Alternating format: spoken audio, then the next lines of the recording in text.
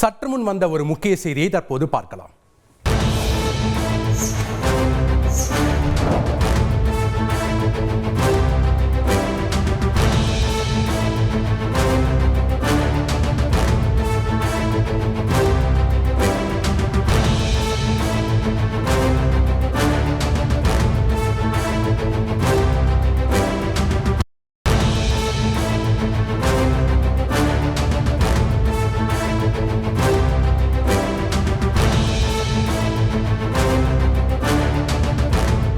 சென்னை திருவொற்றியூர் ரயில் நிலையத்தில் இளம்பெண்ணிடம் பாலியல் அத்துமீறலில் ஈடுபட்ட இளைஞர் ஒருவர் கைது செய்யப்பட்டிருக்கிறார்.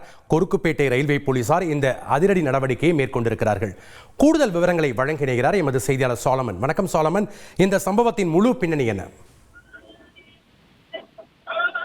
சென்னை திருவொற்றியூரை சேர்ந்த 23 வயதான இளம்பெண் ஒருவர் அது வைத்தி ஒரு பிளாட் வாங்கணுமா இல்ல ஒரு பிளாட் வாங்கணுமான்னு ஒரே கன்ஃபியூஷன். ஒரு ரியல் எஸ்டேட் எக்ஸ்பர்ட் கிட்ட பேசு. எப்படி? பாஸ் வாலா பி தி பாஸ். 2 நாட்களுக்கு முன்னதாக பாரிஸில் இருக்கக்கூடிய பணியை முடித்துவிட்டு பீச் ஸ்டேஷன்ல இருந்து திருவொற்றியூருக்கு ரயில் மூலமாக சென்றார்.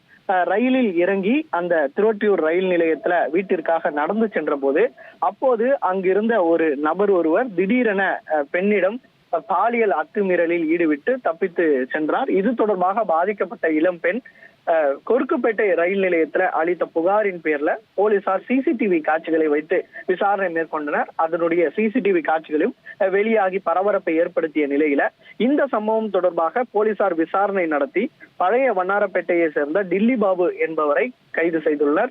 கைது செய்யப்பட்ட இவரிடம் நடத்தப்பட்ட விசாரணையில இவருக்கு திருமணமாகி குழந்தை இருப்பதும் இவரது வீடு மீஞ்சூர்ல இருப்பதும் தெரிய வந்தது.